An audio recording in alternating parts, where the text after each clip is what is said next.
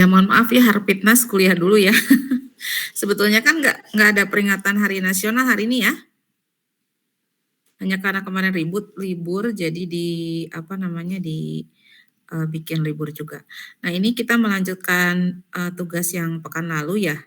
Dari Ibu itu meminta Anda untuk menyimak data mining association rule ya dari YouTube, betul nggak? Betul, Bu. Nah, silakan siapa yang sudah siap untuk mempresentasikan tugasnya boleh. Boleh, Bu, dari Henry. Boleh Henry, siap. Makasih Henry, silakan.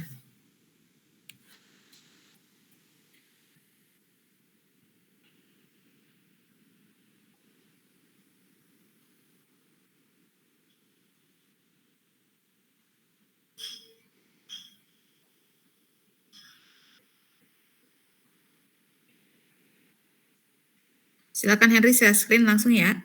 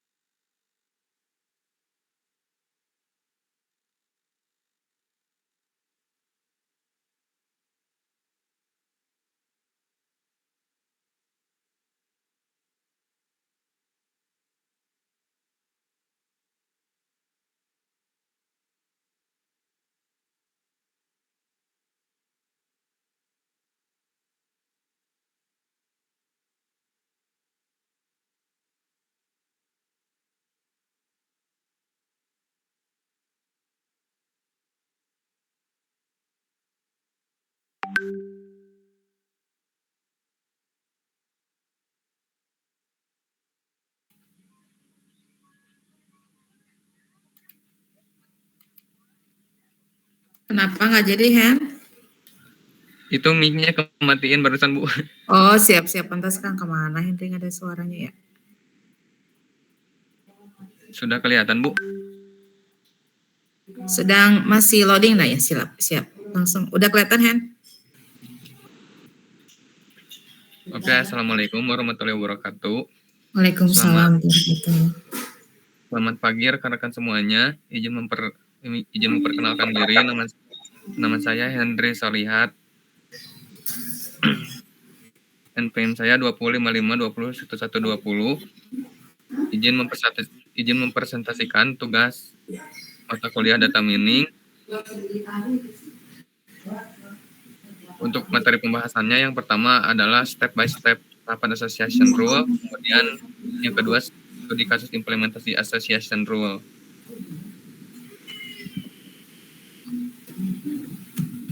Nah, step by step tahapan association rule itu yang pertama adalah dengan pengumpulan data dulu. Nah, di sini saya memulai dengan mengumpulkan data yang relevan yang akan digunakan dalam analisis aturan asosiasi. Data ini terstruktur dalam bentuk tabel dan baris yang mewakili transaksi atau item set dan kolom yang mewakili item atau atribut. Kemudian step by step yang kedua adalah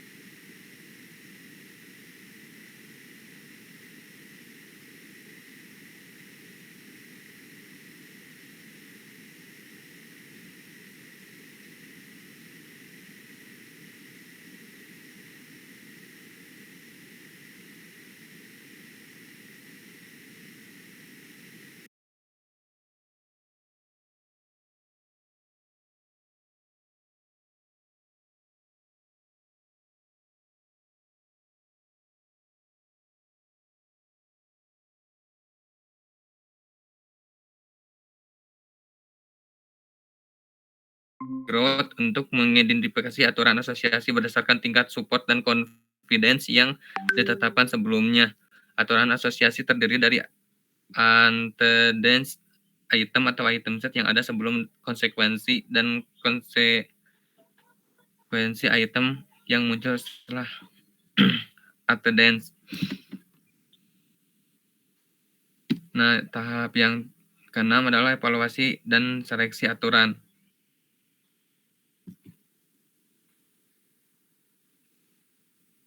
Kemudian tahap yang terakhir adalah interpretasi dan penggunaan. Interpretasi aturan yang dihasilkan dan gunakan hasil untuk mengambil keputusan atau mendapatkan wawasan bisnis yang berharga. Nah, kemudian untuk studi kasusnya di sini saya konteksnya itu sebuah toko online yang menjual berbagai jenis produk elektronik. Nah, di sini saya sudah mengumpulkan data-data, ada 20 data di sini. Yang pertama cuma item transaksi yang pertama cuma laptop sama keyboard. Kemudian dari yang kedua sampai 20 ada 4 item yang ditransaksikan. Nah, kemudian item tersebut dimasukkan ke dalam tabel. Nah, tabelnya saya buat di Word seperti ini.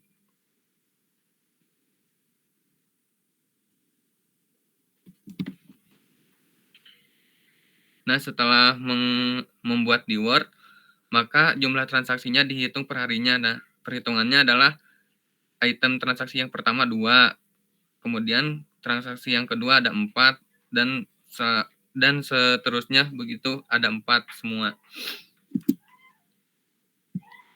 Nah, setelah dihitung, kemudian merubahnya ke dalam bentuk matriks.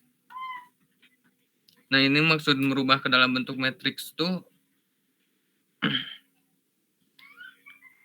untuk penjelasannya tuh jika gambar bentar Bu. Kemudian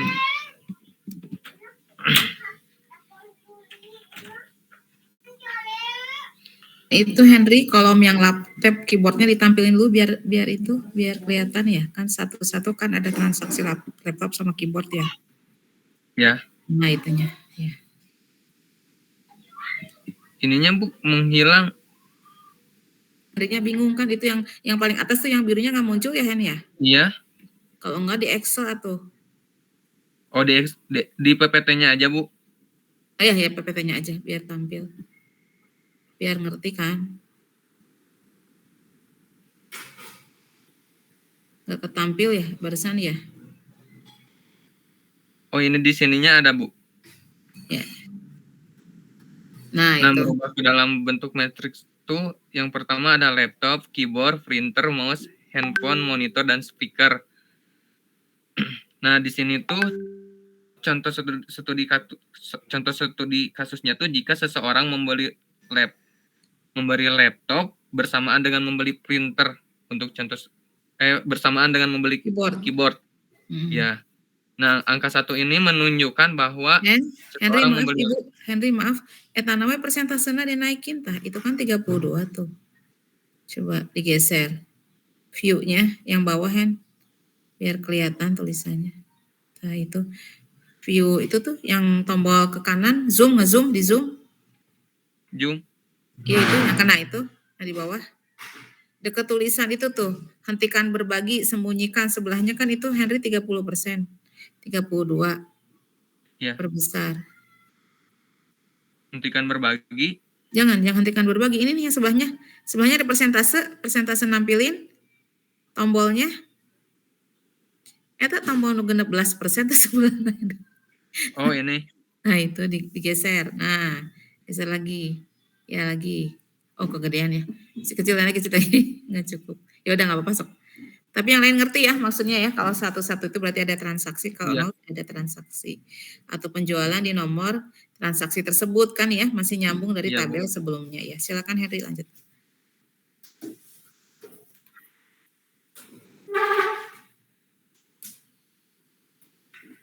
Nah, kemudian ini contoh jika seseorang membeli laptop bersamaan dengan membeli, oh ini juga gak kelihatan Bu. Nah, ini jika seseorang membeli laptop bersamaan dengan membeli printer. Nah, ini angka 1 untuk yang bersamaan doang sih. Jadi ini tuh kegunaannya buat menghitung supportnya nantinya. Angka 1 ini buat yang membeli dan angka 0 ini yang tidak bersamaan. Jadi ini dikhususkan untuk yang membeli laptop sama laptop sama keyboard secara bersamaan. Ya.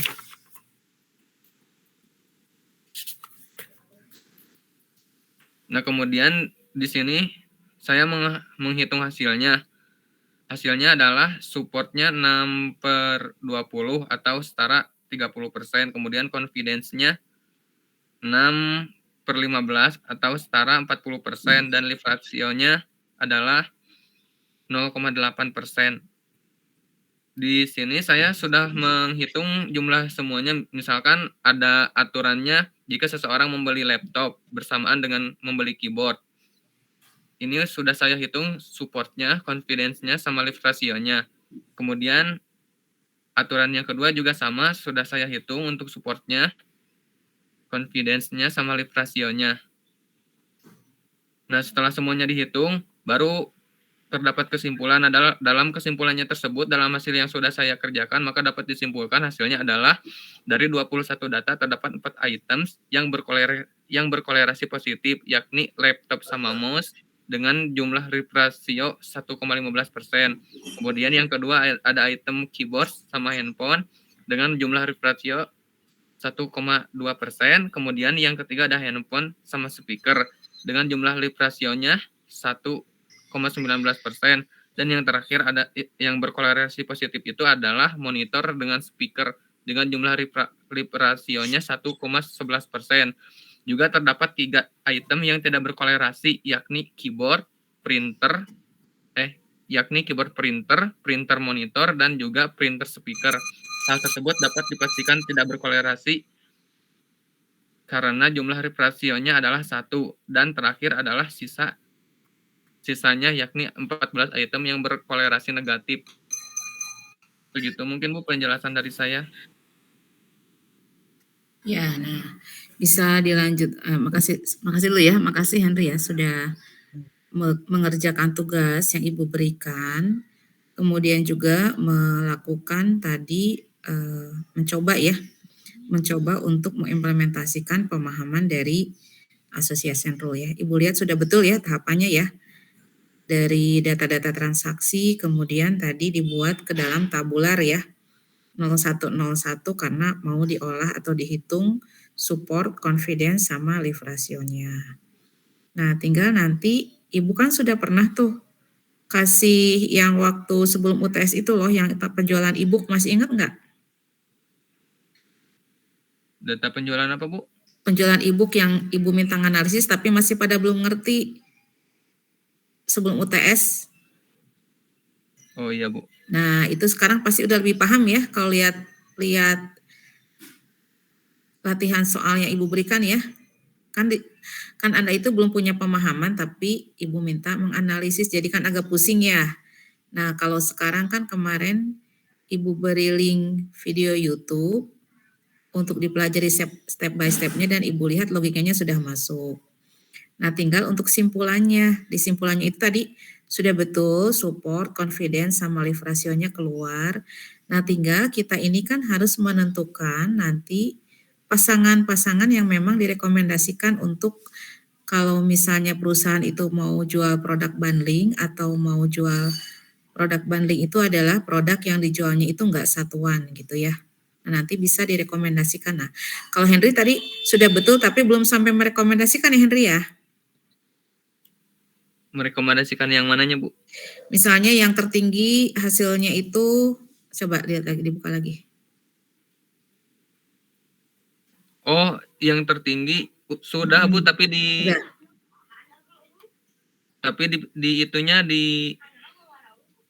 bentar. Tapi nggak ditampilkan gitu? Iya, jadi aku nggak ditampilin di Oh iya. itunya. Oh iya, siap. Berarti Ya, kita di udah sampai slide-nya. Ya, udah sampai ke hasilnya ya.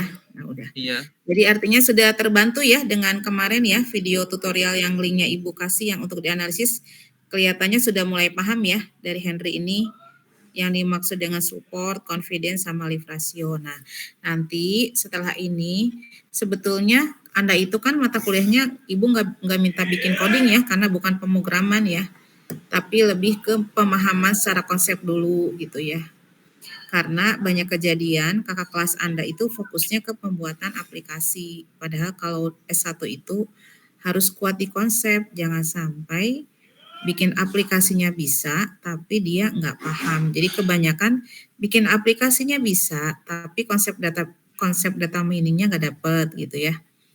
Nggak dapet karena tadi kalau data mining itu adalah data-data yang harus kita dapatkan di realnya gitu ya, di dunia nyatanya itu kita harus dapat tuh data-datanya gitu, data mining itu. Nah, sebagian besar dari kakak kelas Anda itu yang skripsinya data mining itu, mereka itu nggak paham bahwa datanya itu harus betul-betul data-data yang memang mentah gitu ya, yang belum diolah dan jumlahnya besar gitu. Nah, banyak yang aplikasinya sukses membuat aplikasinya, tetapi ketika ditanya datanya itu datanya data yang sudah diolah, sudah jadi gitu ya, nggak ada tahapan pre-processing data atau pengolahan data di awal. Nah, kalau sekarang tadi Ibu sudah lihat sudah mulai berlatih kan Henry sudah hafal.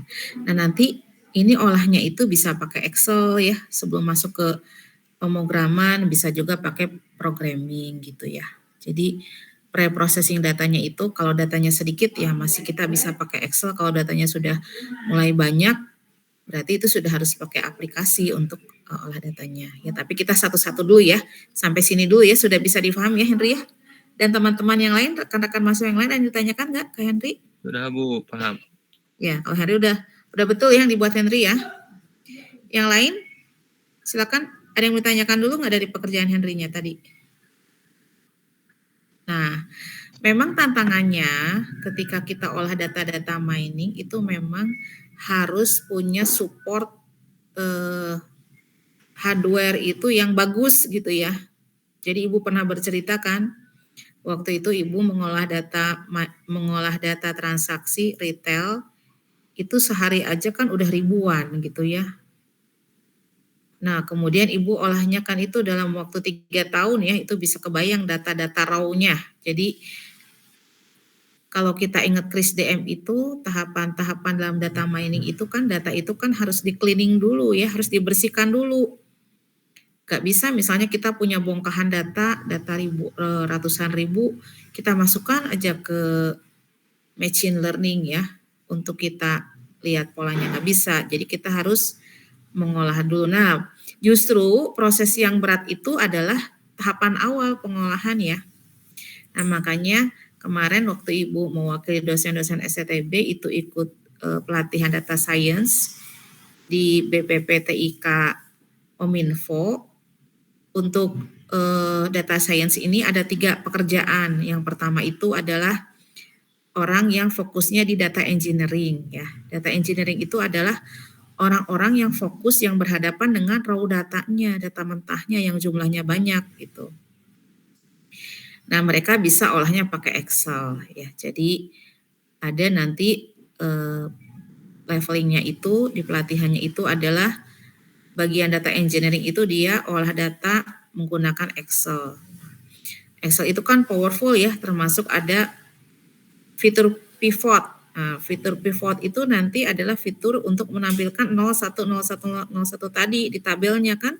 Itu kan Henry menganalisis satu-satu ya, ya enggak? Yang satu jualan printer 1, Iya terus Bu. beli 0. Tapi kalau datanya ratusan ribu, jutaan mah nggak bisa satu-satu gitu kan. Makanya mereka belajar pakai Excel untuk data engineering.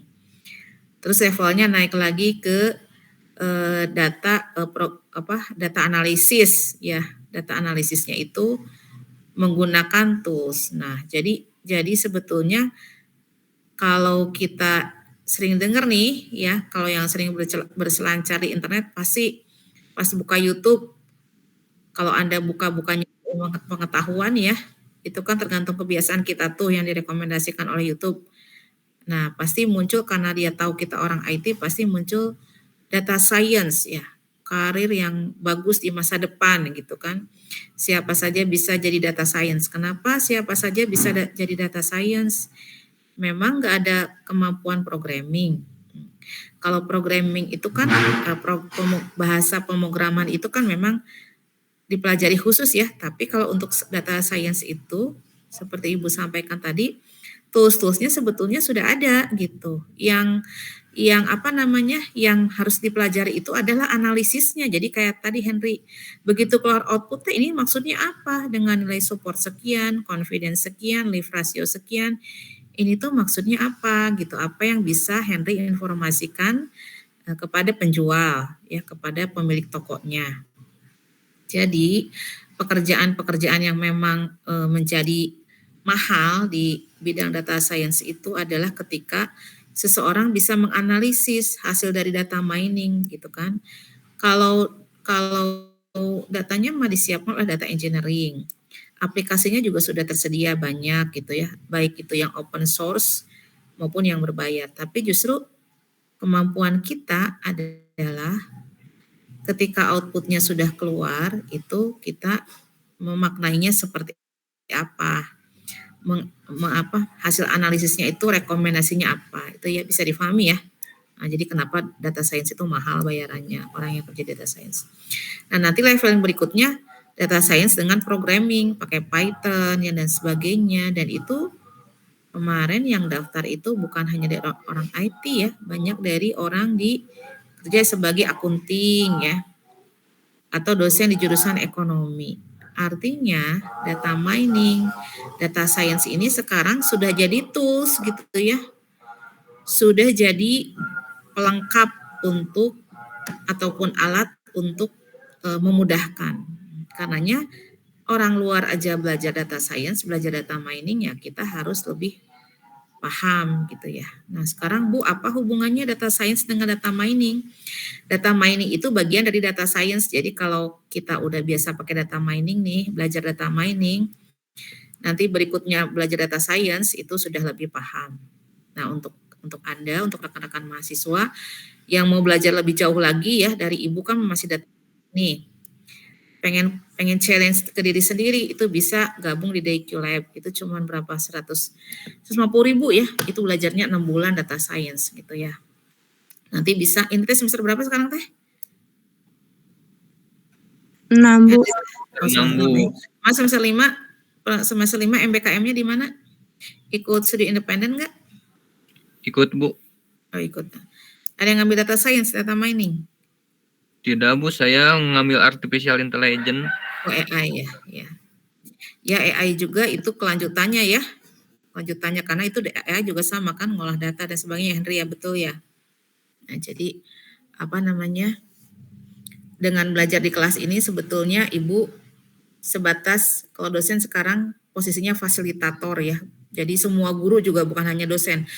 Biasanya dosen itu sumber segala ilmu, sekarang mah apa-apa nunggu dosen, sekarang mah dosen itu menjadi fasilitator, memberikan informasi, menunjukkan jalan bahwa nih belajar ini teh untuk apa ke depannya, hubungannya apa dengan tren kekinian ya. Hubungannya adalah sekarang ini banyak data berseliweran tapi orang belum bisa mengoptimalkan, padahal dari data itu akan ada banyak mining ya, tambang yang bisa kita tambang dan itu bisa memberikan arti kepada bisnis kita gitu ya. Kalau kita di dunia bisnis atau di dunia yang lainnya. Jadi kalau pengen belajar cepat itu selain di kelas itu nanti kita bisa pakai DQ Lab ya. Nanti Ibu kasih linknya. Nah di DQ Lab itu bahasa pemrogramannya bisa pakai R ya, bisa pakai Python. Nanti tergantung Anda milihnya mana gitu ya. Dan kalau ikut DQ Lab itu nanti rekan-rekan mahasiswa itu bisa join di grup ya, ada grup Facebooknya, di sana mereka sudah mulai share-share job gitu ya.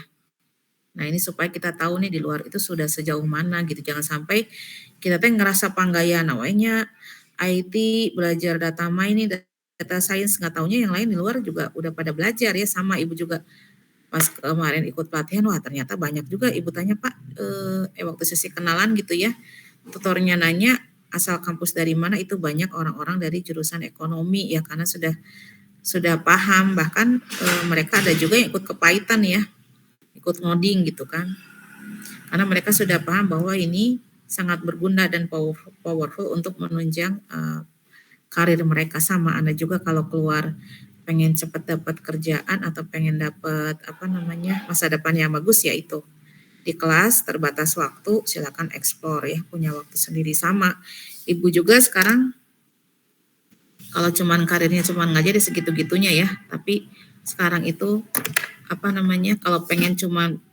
dapat income tambahan ya harus mau belajar lagi gitu ya, belajar hal yang baru. Sama kemarin juga belajar lagi data science ya, belajar lagi ini, belajar lagi itu ya, itu tadi karena itu skill yang akan menolong Anda ke depan gitu ya.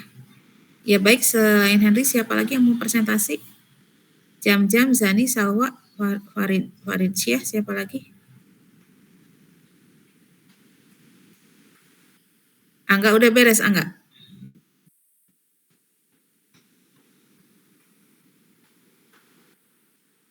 Halo, yang lainnya gimana?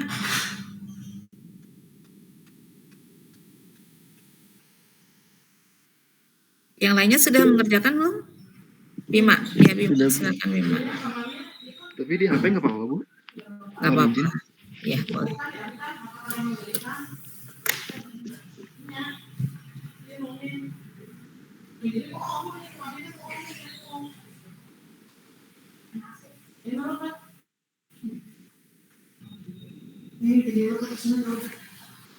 Sudah tampil, Bu? Ya, silakan. Bismillahirrahmanirrahim. Assalamualaikum warahmatullahi wabarakatuh. Saya Bima. Saya di sini akan mempresentasikan tugas 4 pertemuan 9, penambahan data. Tugas yang pertama yaitu tuliskan step by step tahapan association rule. Pertama, association rule atau market basket analysis pada dasarnya merupakan teknik untuk menemukan pola hubungan antara item atau atribut dalam data. Teknik ini secara garis besar mencari data tentang apa dengan apa. Atau secara sederhana, jika barang A dibeli, maka barang A tersebut akan dibeli bersama dengan apa. Langkah-langkah atau step by step melakukan teknik association rule sebagai berikut. Langkah yang pertama yaitu menentukan data yang akan dilakukan teknik association rule. Karena saya nggak punya datanya, saya akan menggunakan data dummy. Langkah yang kedua, ubah data ke dalam bentuk pola matriks dengan memberi angka 0 atau angka 1 pada tabel. Langkah yang ketiga, menghitung total item yang terjadi berdasarkan tabel matriks. Langkah yang keempat, menghitung parameter atau support dengan menggunakan rules sebagai berikut. Support sama dengan A ditambah B dibagi total. Nilai support adalah jumlah item yang terjadi secara bersamaan. Langkah yang kelima, menghitung nilai confidence. Nilai confidence adalah nilai jika terdapat kejadian A, maka terdapat kejadian B. Mencari nilai confidence dengan menggunakan rumus sebagai berikut. Confidence sama dengan A ditambah B dibagi A. A ditambah B adalah penjualan yang sama pada saat transaksi yang sama. Angka yang ke-6 adalah menghitung lead ratio. Lead ratio adalah persentase yang menunjukkan kuat atau tidaknya suatu aturan. Jika nilai akhir 1, maka disimpulkan yaitu berkorelasi positif. Tetapi jika kurang dari 1, maka berkorelasi negatif. Tetapi jika bernilai 1, maka tidak berkorelasi sama sekali. Rumus lead ratio sebagai berikut. Lead sama dengan A ditambah B atau transaksi dalam satu waktu dibagi A dibagi B dibagi total. Langkah ketujuh yaitu menyimpulkan nilai akhir korelasi. Setelah mengikuti 7 langkah tersebut, maka dapat diketahui pola hubungan antar item atau atribut dalam data. Tugas yang kedua yaitu buatkan studi kasus implementasi association rule minimal 20 data. Dalam studi kasus ini, saya memiliki data dummy terkait transaksi penjualan 6 buah dengan jumlah 21 transaksi sebagai berikut. Di sini ada 21 transaksi. Sudah Udah gitu ada data buah yang terjual dalam satu transaksi. Seperti contoh di transaksi ID transaksi T001 yang terjual ada buah apel, semangka, dan anggur. Di T002 ada melon, jambu, dan belimbing, dan seterusnya. Hingga di T021 ada yang terjual ada apel, melon, jambu, dan belimbing. Melakukan teknik association rule untuk mengetahui pola hubungan antara item atau atribut dalam data sebagai berikut. Langkah yang pertama, saya cari dulu datanya yang akan dilakukan teknik association rule. Saya akan mencoba teknik association rule dengan melihat item transaksi apel dengan penjualan apel dengan jambu. Selanjutnya, atau langkah yang kedua, yaitu ubah data ke dalam bentuk pola matriks dengan memberi angka 0 atau angka 1 pada tabel. Jadi ini, karena ini ID transaksi yang pertama, apel kejual berarti dikasih angka 1. Melon tidak terjual maka angkanya 0, semangka terjual maka angkanya 1, jambu tidak terjual maka angkanya 0, anggur terjual maka angkanya 1, dan belimbing tidak terjual maka angkanya 0, dan seterusnya hingga transaksi T021. Langkah yang ketiga, menghitung total item yang terjadi berdasarkan tabel matriks. Saya akan melakukan perhitungan jumlah item dengan melihat data yang terbentuk. Jika dalam satu transaksi membeli apel bersama dengan membeli jambu, maka dapat dihasilkan sebagai berikut. Ini maksudnya, apel di transaksi pertama apel terjual, tetapi jambu tidak terjual, maka dikasih angka 0 karena hanya apel yang terjual. Tetapi di transaksi ke-13 itu apel terjual dan jambu terjual, maka dikasih angka 1 di hasilnya. Jika membeli jambu bersama dengan apel, maka dikasih angka sama dengan 1. Jika membeli jambu tidak bersama dengan apel, maka saya kasih angka 0. Semuanya dihitung dengan menjumlahkan semangkanya, maka dihasilkan bernilai 8. Selanjutnya yaitu langkah keempat, menghitung parameter atau support dengan menggunakan rumus support sama dengan A ditambah B dibagi total. A sama dengan apel, B sama dengan jambu, A ditambah B sama dengan jumlah yang dibeli bersamaan. Total sama dengan jumlah transaksi.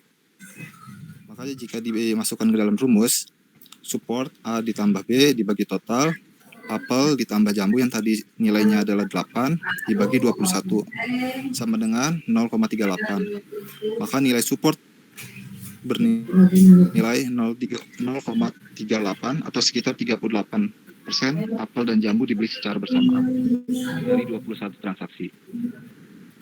Langkah yang kelima, menghitung nilai confidence dengan menggunakan rumus confidence A ditambah B dibagi A. A ditambah B jumlah yang dibeli bersamaan, A sama dengan total jumlah apel yang dibeli dari keseluruhan transaksi. Confidence sama dengan A ditambah B dibagi A. Maka apel ditambah jambu yang tadi nilainya 8 dibagi dengan jambu. Jambu itu nilai semua dari transaksi dari tabel.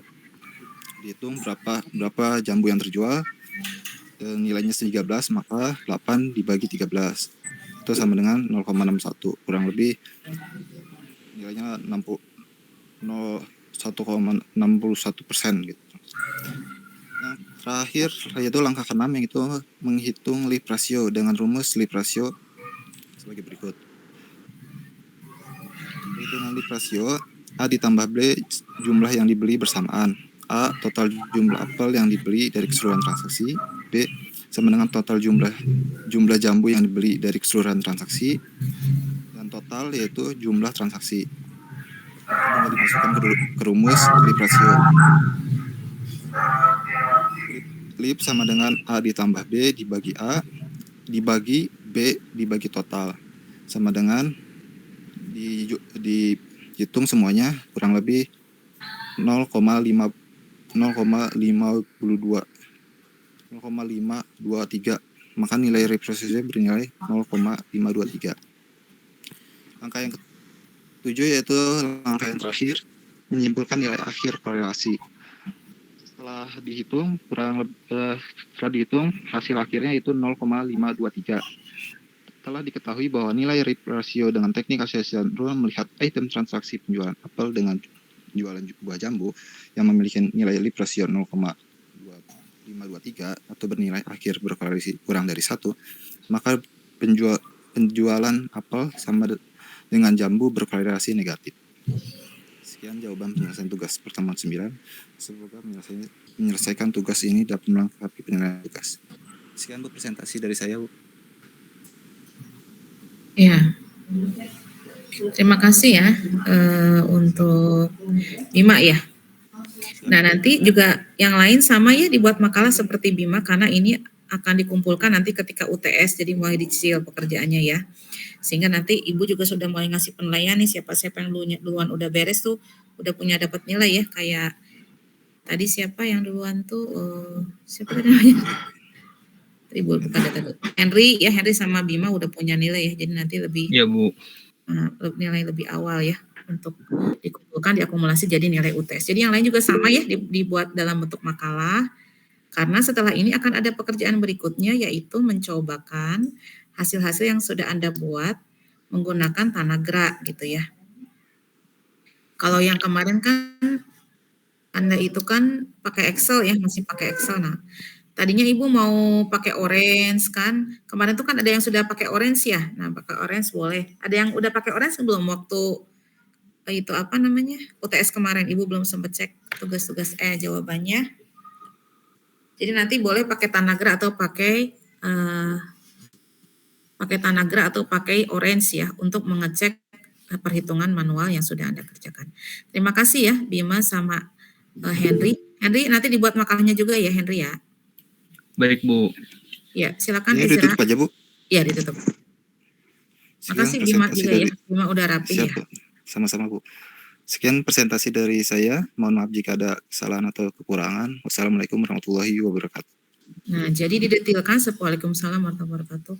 Didetilkan seperti punya Bima, jadi orang tahu dari mana itu support, dari mana confidence gitu ya.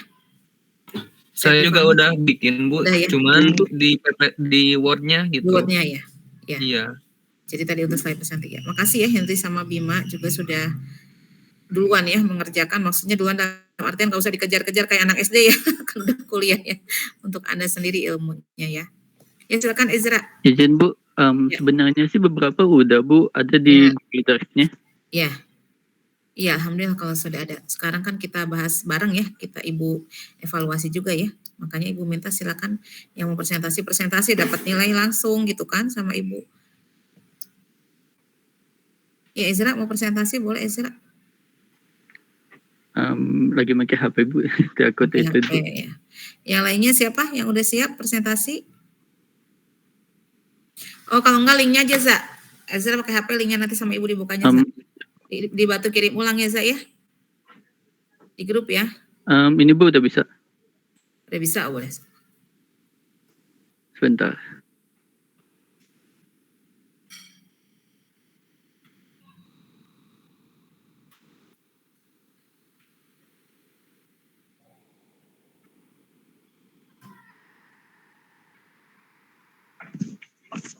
Apa udah tampil Bu?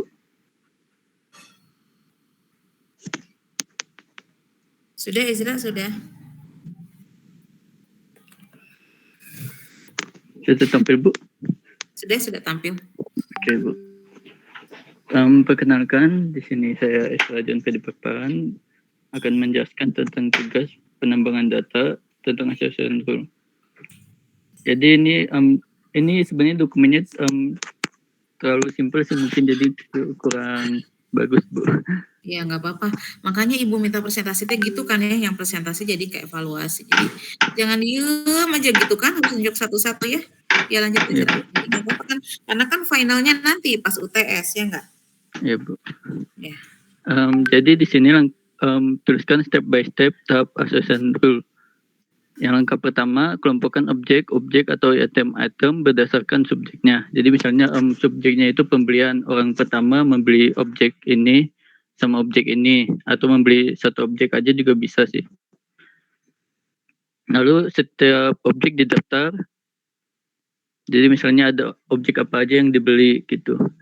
Nah, kemudian membuat tabel binary, jadi kayak yang tadi ada satu, kalau membeli objek satu atau item satu, dibikin nilainya satu. Kalau nggak dibeli, dibikin nilainya 0.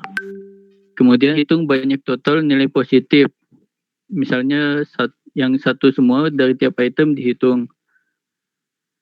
Kemudian tentukan support dengan rumus tiap objek atau item adalah support A, misal item A jumlah transaksi yang mengandung objek A dibagi jumlah seluruh transaksi. Sebagai catatan, bila ingin melakukan beberapa iterasi, diperlukan minimal support untuk mengeliminasi beberapa objek yang memiliki nilai support yang lebih kecil daripada persentase minimal support yang ditentukan. Lakukan sampai seluruh objek atau kombinasinya habis. Kemudian langkah ke-6, tentukan rule dan kesimpulannya. Misal jika membeli A, akan membeli B. Langkah ke-7-nya, tentukan confidence setiap objek yang supportnya memenuhi dengan rumus confidence jumlah transaksi yang mengandung objek A dan B dibagi jumlah seluruh transaksi yang mengandung A. Confidence ini dipakai untuk mengetahui korelasi antara A dan B. Kemudian langkah ke-8, dapatkan lift ratio atau kekuatan rule dengan kesimpulannya. Rumus lift ratio itu sebenarnya kalau dipersingkat confidence, rumus confidence dibagi objek B, jumlah seluruh transaksi yang mengandung B dibagi jumlah seluruh transaksi. Nah, lalu yang kedua, buat studi kasus implementasi association rule minimal 20 data. Di sini saya mengambil studi kasus, ini karena kurang kerjaan juga sih. Bila seseorang pergi ke toko buku dan tersedia 5 item seperti komik, novel ringan, buku 3D, dan buku air, maka buku apa saja yang akan dibeli secara bersamaan oleh orang tersebut. Sebelumnya saya membuat polling pada 2 grup WA untuk memilih dan membeli apa saja, khususnya pada saat ditawarkan 5 item tersebut. Berikut polling yang ada di deskripsi dan deskripsi yang diberikan. Ini yang saya kasih di WA, Bu. Kelihatan, Bu? Maaf. Ezra kelihatan. Oke, Bu. Takutnya kekecilan. Kelihatan. Jadi nanti tiap orang boleh memilih lebih dari satu. Berikut data yang didapatkan dalam bentuk tabel binary yang berisi objek-objek item yang dibeli. Pembelian yang diberi nama dengan angka atau nomor. Objek apa saja yang dibeli dan jumlah angka positif yang didapat pada setiap objek berikut. Ini jadi, bentar. Jadi ini Bu, yang dibeli, misalnya orang pertama membeli komik dan novel, lalu orang kedua hanya membeli novel, buku 3D dan buku air. Demikian seterusnya sampai nomor 21 atau pembelian ke-21. Jadi di sini yang positifnya itu komik ada 15 pembelian, novel ada 16 pembelian, novel ringan ada 4 pembelian, buku 3D ada 6 pembelian, dan buku air ada 1 pembelian. Nah, kemudian tiap objek atau item dihitung untuk mendapat nilai support seperti yang terdapat pada tabel 2 berikut. Nah, ini rumus support tiap item.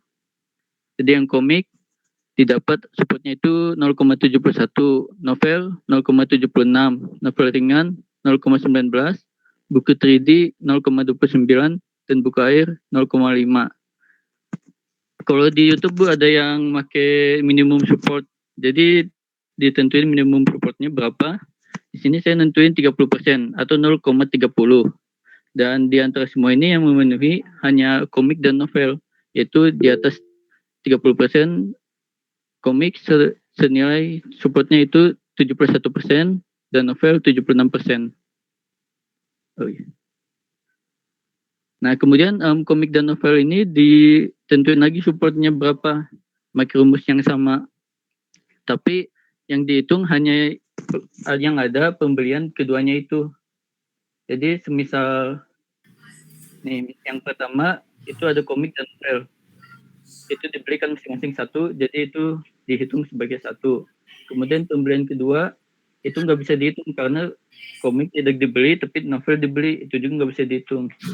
Keempat juga tidak bisa dihitung karena novel tidak dibeli tapi komik dibeli, jadi nggak bisa dihitung juga, Bu. Nah, kemudian dengan menerapkan rumus confidence didapatkan hasil berikut hasil korelasinya. Jadi yang membeli A dan B, objek komik dan novel, lalu dibagi jumlah pembelian A.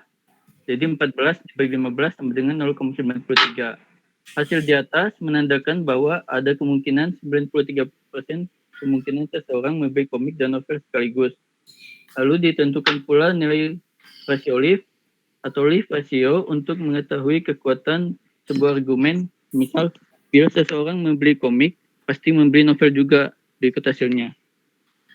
Jadi, ini hasilnya, Bu, 1,22. Nilai di atas mengartikan bahwa argumen tersebut positif dan dapat kemungkinan terjadi. Dan setelah kesimpulan, ada kemungkinan 93% orang akan membeli komik dan novel secara bersamaan di setiap pembelian. Jadi semisal kalau ada di dalam rak, di dalam toko buku, ada lebih baiknya kalau komik dan novel diletakkan di tempat yang berdekatan gitu, Bu. Demikian yang dapat saya paparkan. Kurang lebihnya sekian, terima kasih. Ya, terima kasih Ezra ya. Jadi Ezra melengkapi juga tadi yang sudah dipresentasikan. Henry sama Bima tadi sudah ditentukan nilai support confidence-nya belum ya? Kalau sudah, berarti sudah bisa menyimpul, sudah ya. Jadi Sudah, jangan Bu. lupa, ya baik. Jangan lupa yang lainnya juga ya sama kayak tadi support confidence-nya juga ditentukan supaya nanti bisa kelihatan yang direkomendasikannya apa gitu ya. Kalau misalnya tadi tentang penjualan barang berarti ke tokonya apa, sama yang lain juga ya. Nah, berikutnya hari ini agendanya adalah masuk tahap berikutnya. Anda mengecek jawaban Anda itu, tadi kan sudah ada tuh tabularnya ya enggak? Tabular itu tabel dalam bentuk 01, 01, 01. Nah, Anda cek apakah sudah sesuai atau tidak, atau misalnya masih ada perbedaan dengan hasil perhitungan menggunakan Tanagra ya. Itu Ibu kasih linknya ya. Jadi nanti absen di komen ya. Saya sudah menyimak Bu, gitu ya di video itu ya. Ada kelihatan linknya nggak? Kalau nggak nanti Ibu kirim ke WhatsApp grup ya. Ada, Bu. Jadi kenapa Tanagra? Kalau misalnya Ibu aku mau pakai Orange boleh ya kalau si laptopnya support. Tapi karena di sini Anda Ibu khawatirnya ada yang nggak support laptopnya jadi nggak bisa cek. Nah silakan nanti menggunakan Tanagra gitu ya. Jadi Tanagra dulu baru nanti boleh gunakan yang lainnya gitu ya.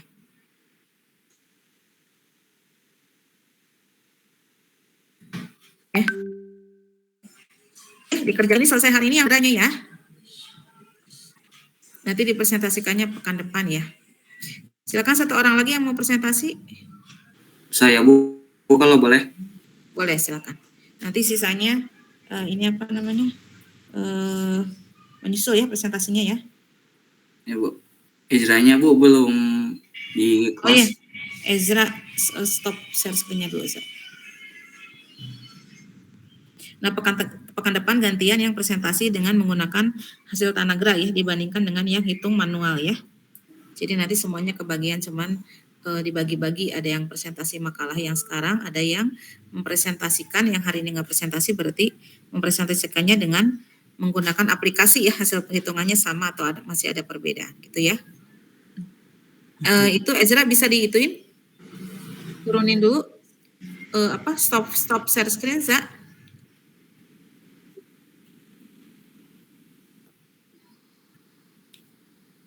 Di stop share screen. Sebentar, Bu. Nggak ada itunya, Bu. Nggak ada tombolnya. Nggak ada tombolnya. Ntar dulu mana ibunya bisa. Bisa dikeluarin nggak, Bu? Coba dulu.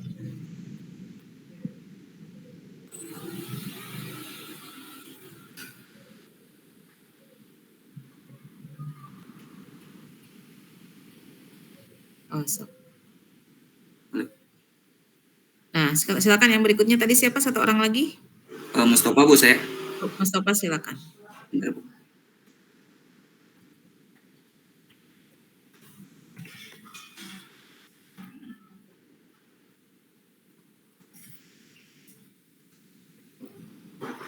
Assalamualaikum warahmatullahi wabarakatuh.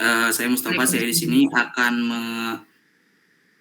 menjelaskan mengenai tentang association rule, di mana yang pertama kita harus menentukan dulu step by step dari tahapan association rule. Saya di sini ada tahapan untuk menentukannya. Yang pertama yaitu tentukan dulu minimum supportnya. Yang kedua yaitu ada iterasi yang pertama, terus hitung item dari support yaitu berupa transaksi yang membuat seluruh item, yaitu dengan men-scan database untuk satu item set. Setelah satu item set didapatkan dari satu item set, apakah di atas minimum support ataupun tidak, satu item set tersebut akan menjadi pola frekuensi tinggi.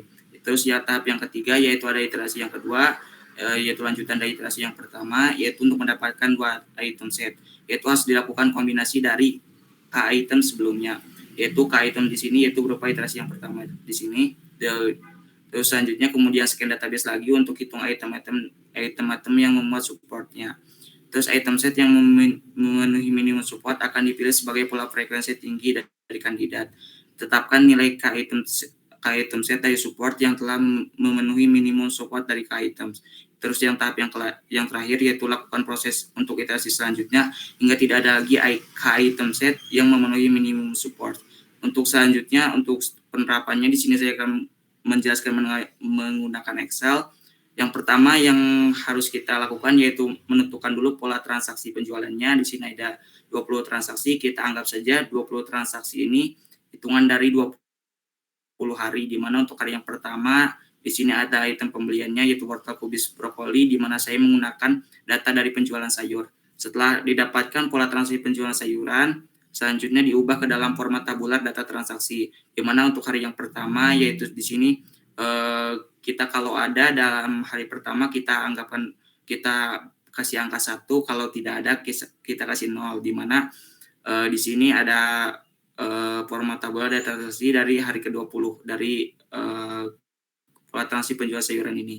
Setelah kita dapatkan pola format tabularnya, maka kita lanjut ke langkah selanjutnya yaitu menentukan tabel satu item set, di mana satu item set ini dalam 20 hari transaksi yaitu ada nama item yang pertama itu ada wortel, yaitu jumlahnya dalam 20 hari ada 11, supportnya ada 55, ada kubis 12 jumlahnya, itu supportnya 60, ada brokoli 15, supportnya 75%, ada bayam jumlahnya 13 dan supportnya 65. Dari mana hasil support ini? Yaitu menggunakan rumus umum yang digunakan, yaitu ada jumlah transaksi mengandung A, di mana mengandung A di sini yaitu jumlah dari wortel ini sendiri dibagi total transaksinya itu ada 20, di mana hasilnya itu ada 55%. Selanjutnya kubis pun sama demikian. Maka diketahui bahwa support yang digunakan yaitu ada 30%, maka keempat item yakni wortel, kubis, brokoli, dan juga bayam memenuhi support yang telah ditentukan.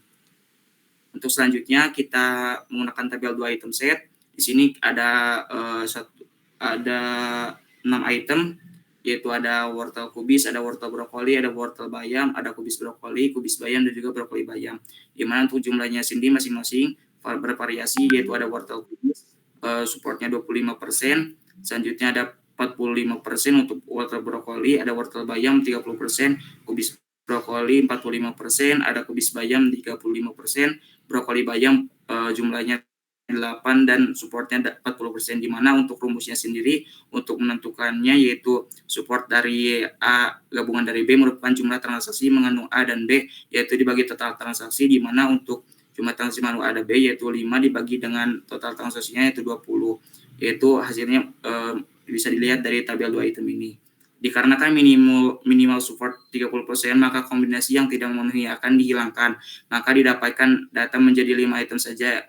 Maka di sini untuk wortel dan kubis tidak memenuhi item support, maka akan dihapuskan. Maka yang diambil yaitu dari wortel brokoli sampai brokoli bayam yang memenuhi support 30%.